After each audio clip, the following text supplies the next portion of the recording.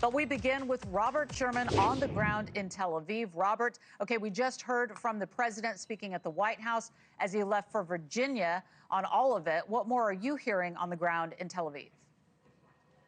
Yeah, Laura, without question, there is widespread recognition that this is a highly pivotal, critical moment here in the Middle East. When it comes to peace in Gaza, when it comes to getting the hostages out, negotiations are taking place right now in Egypt, those initial phases. And the president says, from what he's hearing, believes that they're going well, believes that they're close to getting a deal, believe that a deal is advantageous to everyone.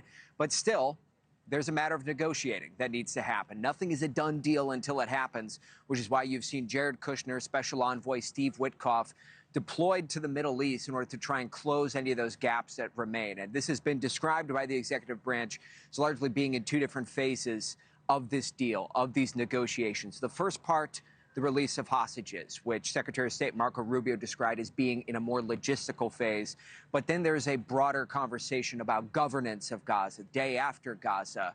Where we are right now, the president telling reporters moments ago, he feels good about these talks.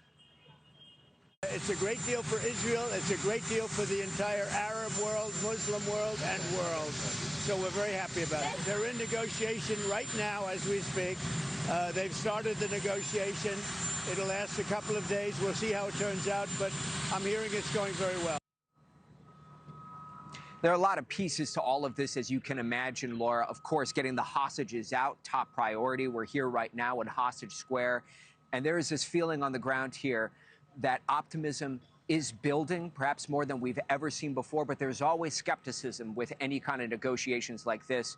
So many times in the past, we've seen deals get close to the precipice of getting across the finish line only to fizzle. That's why people are waiting for the news that comes out of Egypt. Laura? Yeah, you put it well there. And we've got to talk about the date on the calendar this week.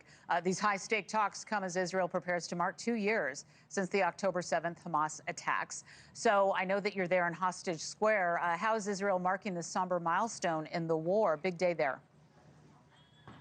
Yeah, without question, Laura, the timing is not lost on anyone here. The 2-year anniversary of the October 7th attack, that's Tuesday. It's coming up in just a couple of days here.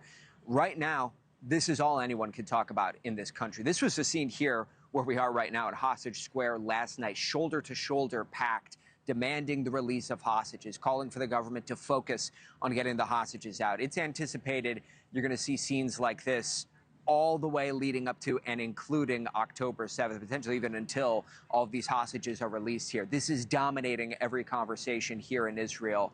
And so as this moment approaches on Tuesday, one that people feel as though that their country can't move past until these hostages come home, it's a somber, it's an anxious time here in Israel, and it is a moment in which people are very, very anxiously watching intently.